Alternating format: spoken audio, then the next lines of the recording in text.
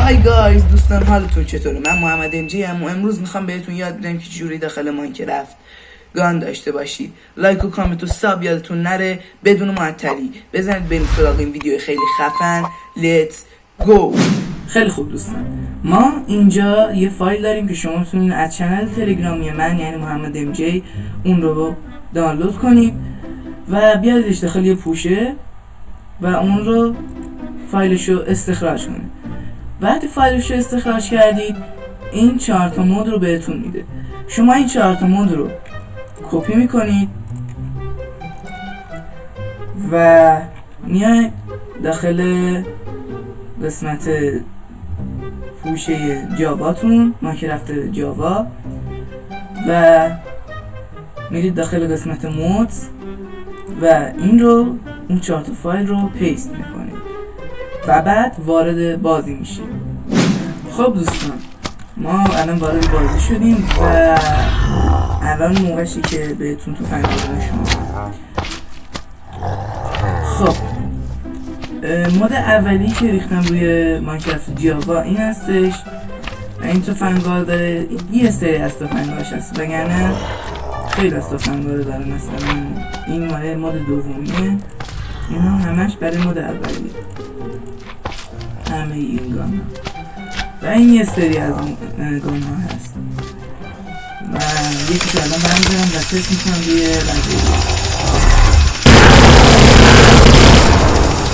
دوتا لحظه یه کاری به این نداریم و میریم سراغ مود دوم که این کاری خیلی با اینا نداریم. اینا خیلی مودای جالبی نیستن، یعنی گانهای جالبی نیستن. اصل این 4 تا هستن. من اسنایپر رو بین همشون انتخاب میکنم. خیلی اسنایپر قوی چون با یه ضربه لبیجی رو کشت. بقیه‌اش هم میتونه با یه ضربه همشون بکشه، ولی اسنایپر از همشون قوی‌تره.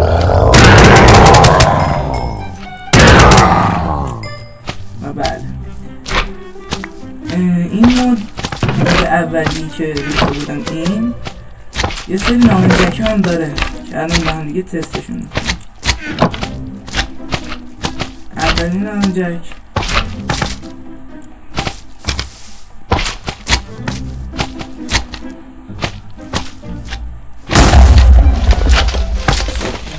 دومین نامنجک این کور کننده است. بعد از 3 ثانیه از سرش میره. بعد این یکم زماندار هستش و این تا بخوره به زمین آدمو کور میکنه.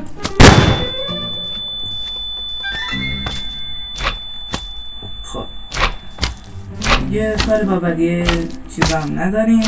این یکی هم مونده بود، اینم باید تست کنیم.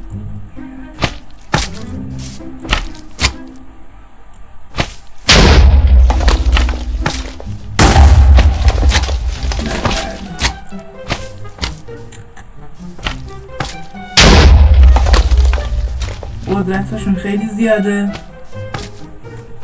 چیزای جالبی هم دارن، گانهای جالبی هم دارن و این دوتا هم نگفتم بهتون، این دوتا میزه کارشون هستن.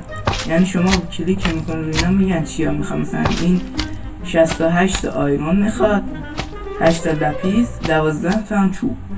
اینا رو که داشته باشین و کلیک کنید روی این دکمه بهتون این گان رو میده. یعنی شما میتونید گان رو بسازید. این هم تیراشون هستن، میتونید با اینا تیر بسازید. خیلی چیزای جالبی دارن، اسکوپ دارن و از اینجور چیزا. این هم به همین شکل میتونید باش اسنایپر بسازید، میتونید باش سطیر بسازید. خیلی چیزای دیگه میشه باش ساخت و چیز دیگه نمونده. لایک و کامنت و ساب یادتون نره و چیز دیگه نمونده بهتون بگم. خداحافظ.